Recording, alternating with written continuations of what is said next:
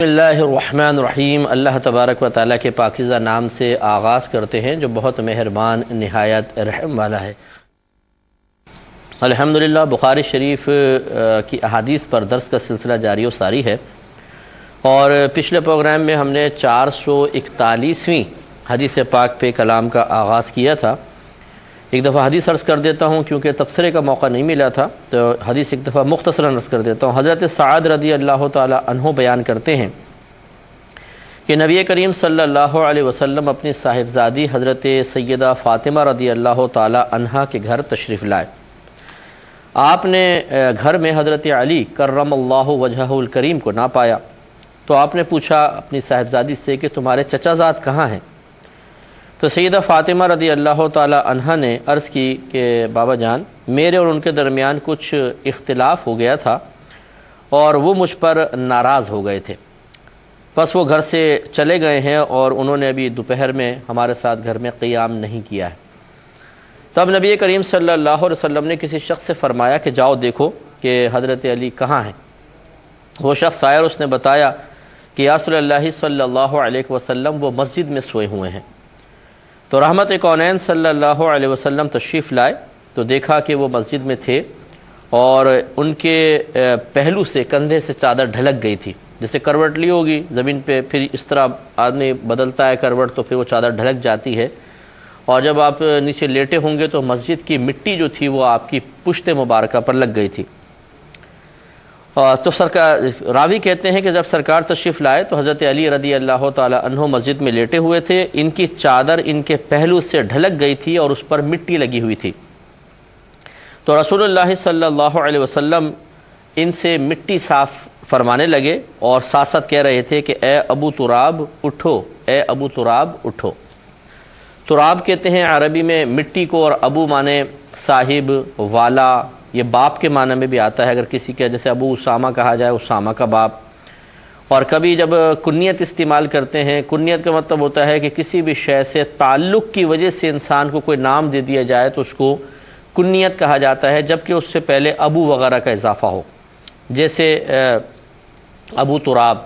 اسی طرح حضرت ابو ہریرہ رضی اللہ تعالی عنہ کا اصل نام عبد الرحمن تھا، لیکن ابو ہریرہ کیونکہ ہریرہ ایک چھوٹی بلی کو کہتے ہیں۔ تو آپ کی آستین میں ایک دفعہ ایک بلی چھوٹی سی بیٹھی ہوئی تھی، آستین کافی بڑی تھی، تو رحمت کونین صلی اللہ علیہ وسلم نے آپ کو دیکھ کر شستہ مزاح کے ساتھ ارشاد فرمایا کہ اے ابو ہریرہ، یعنی اے بلی والے۔ تو اب یہ بلی کی نسبت سے آپ کا ایک نام ہو گیا اور اس سے پہلے ابو آ رہا ہے، اسی کو کنیت کہتے ہیں۔ ایسے حضرت علی رضی اللہ تعالی عنہ کی مٹی لگ گئی تھی، اس مٹی کی نسبت کی وجہ سے سرکار نے آپ کو ایک نام دیا، پہلے ابو لگایا، ابو تراب، تو یہ کنیت کہلائے گی۔ تو کنیت کبھی اپنے اولاد کے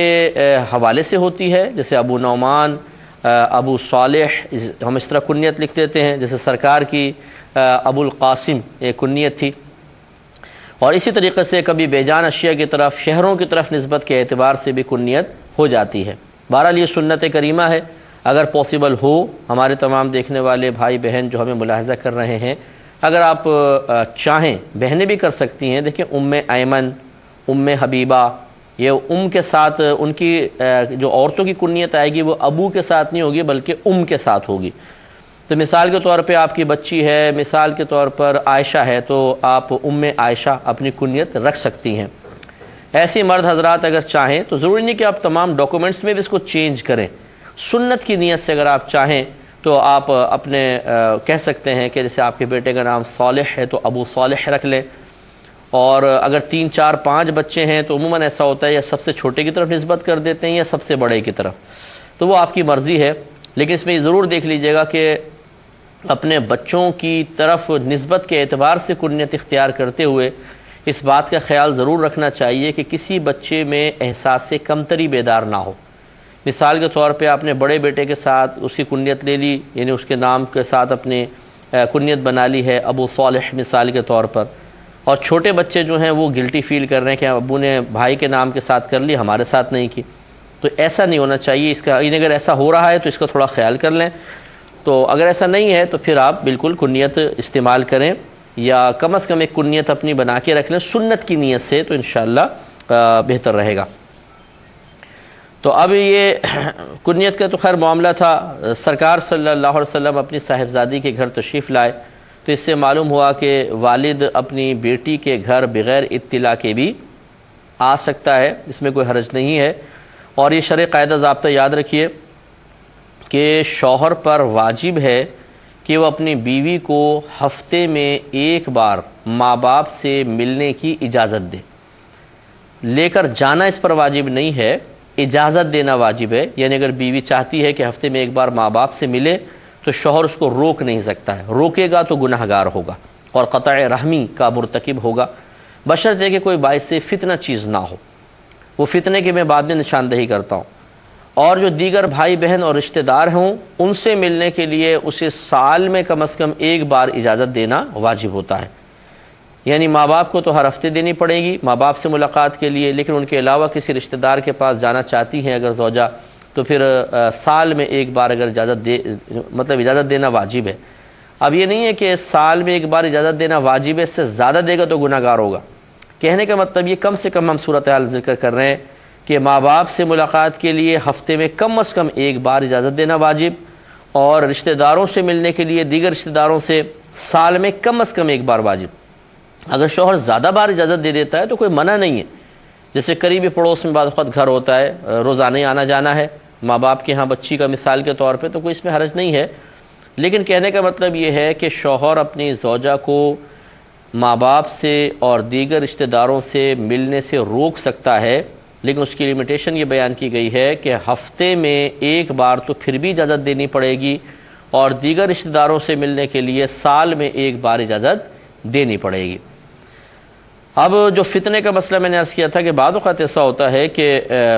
ماں فتنہ انگیز ہوتی ہیں، بعض کہ بچی جب بھی جاتی ہے وہ ایسی ہوتی ہیں کہ ذہن خراب کر دیتی ہیں بچیوں کا، شوہر کے خلاف بولتی ہیں یا کچھ بھی کرتی ہیں۔ جب بچی شوہر کے ساتھ ہے بیوی تو بالکل نارمل ہے، میکے سے ہو کر آئی نہیں کہ چڑچڑا پن چڑھ گیا اور غصہ ہو رہی ہیں، چیز اٹھا پٹک کر رہی ہیں، چھوٹی چھوٹی بات کو کرید رہی ہیں۔ اگر شوہر ایسی بات محسوس کرتا ہے کہ میکے میں جانے کی وجہ سے میری بیوی کے معاملات میں تبدیلی آ جاتی ہے تو پھر وہ کچھ نہ کچھ اس پر عملی اقدام کر سکتا ہے، وہ روک بھی سکتا ہے اگر بشرطے کہ ایسا ہو۔ لیکن اگر ایسا نہیں ہے، بس بعض اوقات شوہر بھی ضد باندھ لیتے ہیں میں نہیں جانے دوں گا، بلکہ یہاں تک کہہ دیتے ہیں کہ اگر تو ماں باپ سے ملی تجھے طلاق، یعنی اتنی سخت کنڈیشن ڈال دیتے ہیں کہ وہ لڑکی بیچاری کیا کرے۔ اب یاد رکھیں کہ ہم نے جسے آپ کو بتایا کہ ایک بار تو اجازت دینی ہی ہوگی۔ اگر شوہر ہفتے میں ایک بار بھی اجازت نہ دے اور کوئی مسئلہ بھی اتنا بڑا نہیں ہے، یا ہے تو دنیاوی مسئلہ ہے، کوئی دینی لحاظ سے کوئی مسئلہ نہیں ہے، تو یاد رکھیں کہ شوہر کا بیوی کو ماں باپ سے روکنا، اس طرح دیگر رشتہ داروں سے روکنا گناہ کبیرہ ہے، بہت بڑا گناہ ہے، کیونکہ قطع رحمی کی سرکار نے بڑی وعیدیں بیان فرمائی ہیں۔ اور جو قطع رحمی کا مطلب ہوتا ہے کہ رشتہ داری کو ختم کر دینا، جو آپس میں رحم ہے، پیار محبت کا سلوک ہے، اس کے سلسلے کو منقطع کر دینا۔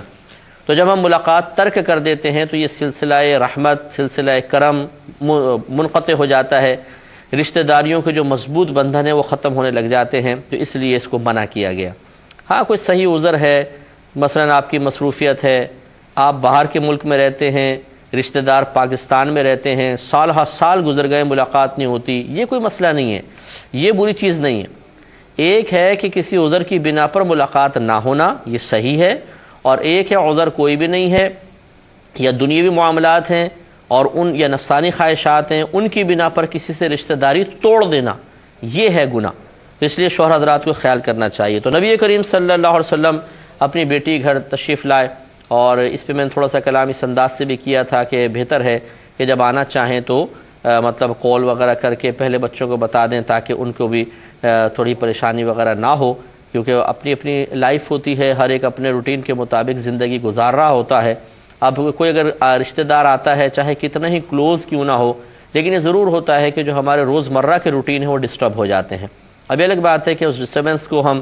برداشت کر لیتے ہیں خوش دلی کے ساتھ، کیونکہ ہمارے ماں باپ آئے ہیں، فلاں آئے ہیں، اور کبھی ایسا ہوتا ہے کہ واقعی اس قدر ڈسٹرب ہو جاتا ہے انسان رشتہ داروں کے آنے کی بنا پر کہ بہت ہی اس کو پریشانی ہو جاتی ہے۔ اس لیے بہتر یہ ہے کہ جو کوئی ملنے جانا چاہے پہلے کانٹیکٹ کر لے۔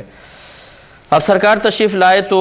آپ کی دوررس نگاہوں نے گھر کے ماحول کو کچھ ٹینس میں دیکھ لیا ہوگا۔ سرکار نے فرمایا حضرت علی کا ہے، لیکن کویشچن کیا تمہارے عمزاد کہاں ہیں؟ عمزاد کا مطلب چچا کا بیٹا، حالانکہ وہ حضرت علی کرم اللہ وجہہ الکریم نبی کریم صلی اللہ علیہ وسلم کے چچا کے بیٹے ہیں، نہ کہ بی بی فاطمہ رضی اللہ تعالی عنہا کے۔ لیکن یہ عربوں کا ایک اسلوب رہا ہے کہ جب کسی کے سامنے مطلب کسی کا اس انداز سے ذکر کرنا مقصود ہو کہ محبت میں اضافہ ہو، پیار اور الفت کا اظہار مقصود ہو، تو پھر اس طرح رشتوں کی طرف نسبت کرتے ہیں، عموماً چچا کے بیٹے کی طرف۔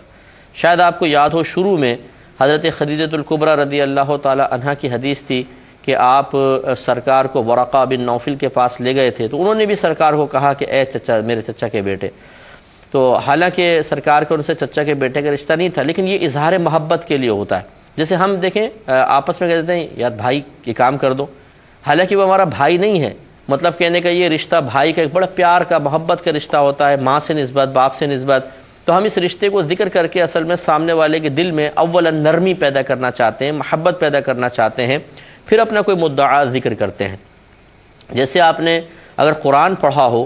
تو آپ نے دیکھا ہوگا کہ جب حضرت موسیٰ علیہ السلام توریت لینے کے لیے تشریف لے گئے اور پیچھے سے بچڑے کی پوجا شروع ہو گئی، حضرت ہارون علیہ السلام کو موسیٰ علیہ السلام اپنا نائب بنا کر چھوڑ کر گئے تھے۔ اب واپس آ کر دیکھا تو یہ شروع۔ اب ہارون علیہ السلام نے تو ان کو منع کیا تھا، وہ نہیں باز آئے، لیکن موسیٰ علیہ السلام نے جلال میں تشریف لائے اور ان کی داڑھی پکڑ لی۔ تو حضرت ہارون علیہ السلام نے پھر ایک جملہ لکھا ہے قرآن عظیم میں، کہا کہ اے میری ماں کے بیٹے، مجھ پہ آپ شدت نہ کریں، پہلے میرا عذر سن لیں، میری ماں کے بیٹے۔ اب یہ بھی دیکھیں وہ ہیں ماں کے بیٹے، لیکن اس رشتے کو ذکر کرنے سے مقصود کیا تھا؟ دل میں نرمی کا پیدا کرنا۔ اسی طرح یہاں ہوا کہ رحمت کونین صلی اللہ علیہ وسلم نے عربوں کے ایک محاورے کے مطابق حضرت علی کرم اللہ وجہہ الکریم کے لیے عمزاد کا لفظ استعمال کیا کہ وہ تمہارے چچا کے بیٹے کہاں ہیں، تاکہ ذرا پیار محبت قلب میں آئے۔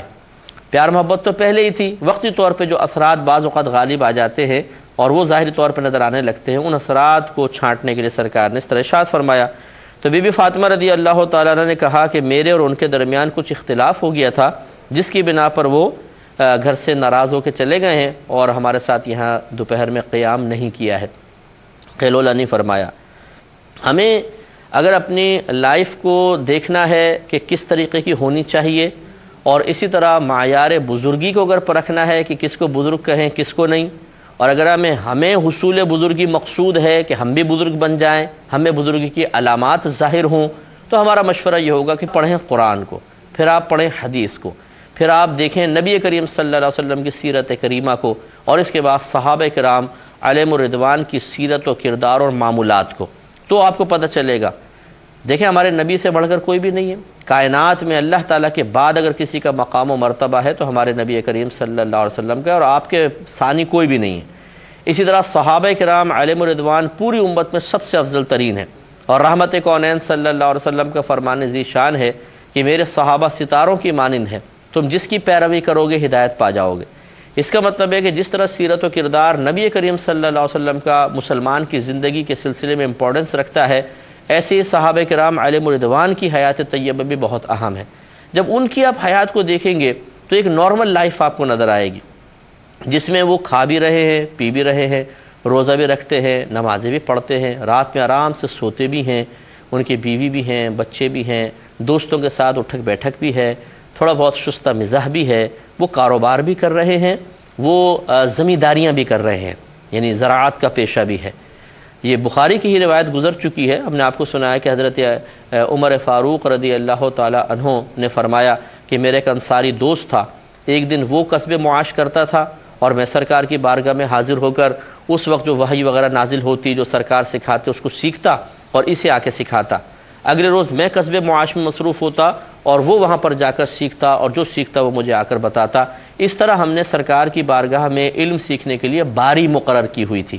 اب دیکھیں حضرت عمر فاروق رضی اللہ تعالیٰ عنہ جیسے جلیل القدر صحابی یہ فرما رہے ہیں کہ ہم نے باری مقرر کی ہوئی تھی، جو سرکار کی صحبت کے حریص تھے، جو اترنے والی وحی سے فوری طور پہ اکتساب کرنے کی شدید خواہش رکھتے تھے، لیکن اس کے باوجود اپنی نارمل لائف کو ڈسٹرب نہیں کر رہے ہیں، کیونکہ بیوی بھی ہیں، بچے بھی ہیں، کاروبار بھی کرنا ہے۔ یہ جو ہمارے آج کل کچھ ینگ جنریشن ہے کہ یا تو وہ بالکل ہی بے راہ روی کا شکار ہے، یا پھر جب وہ دین کی طرف آتے ہیں تو وہ حقیقتاً قرآن و حدیث سے اپنی زندگی کے مختلف شعبوں کے سلسلے میں ہدایت حاصل نہیں کرتے ہیں. ظاہری گیٹ اپ تو چینج کر لیتے ہیں لیکن بد اخلاقی بہت زیادہ ہے، الٹی سیدھی باتیں کرنا، دوسروں کو حقیر سمجھنا اور بے اعتدالی اور عدم توازن کے ساتھ زندگی گزارنا. کہیں بیوی ٹینس میں ہے، کہیں بچے ان کی شفقت سے محروم ہیں، کہیں ماں باپ بیچارے ان کی راہ دیکھ رہے ہیں، ان کو فرصت ہی نہیں ہے ماں باپ کی خدمت کرنے کے لیے. تو یہ تو ہمارا دین نہیں سکھاتا. تو لہٰذا اس حدیث سے ذرا دیکھیے کہ بی بی فاطمہ رضی اللہ تعالیٰ عنہ کہتی ہے کہ مجھ میں اور حضرت علی کرم اللہ وجہ الکریم کے درمیان کچھ ہو گیا تھا. الفاظ کیا ہے دیکھیے، آپ نے فرمایا کانا بینی و بینہ شیء، میرے درمیان ان کے درمیان کچھ ہو گیا تھا. شیء کچھ ہو گیا تھا، یعنی تھوڑا بہت کوئی اختلاف ہو گیا تھا، جس کی شرح یہ بیان کی گئی اختلاف ہو گیا تھا. اس کا مطلب ہے کہ وہ نفوس قدسیہ بھی ایک نارمل لائف گزار رہے ہیں، وہ فوق الفطرت نہیں ہے، بلکہ جیسے ایک میاں ہوتا ہے، ایک بیوی ہوتی ہے، آپس میں کبھی کبھار تھوڑا بہت کچھ مسئلہ ہو بھی جاتا ہے. اور یقینی سی بات ہے کہ ایک طرف حضرت علی کرم اللہ وجہ الکریم ہے، علم کے پہاڑ ہیں، دوسری طرف بی بی فاطمہ رضی اللہ تعالی عنہا ہے جو سرکار کی تربیت یافتہ ہیں. تو نفسانی خواہش تو درمیان میں ہوگی نہیں، کوئی نہ کوئی معقول وجہ ایسی ہو گئی ہوگی جس کی بنا پر ایسا ہوا. اس میں انشاءاللہ مزید تبصرہ کریں گے نیکسٹ پروگرام میں. وآخر دعوانا ان الحمدللہ رب العالمین.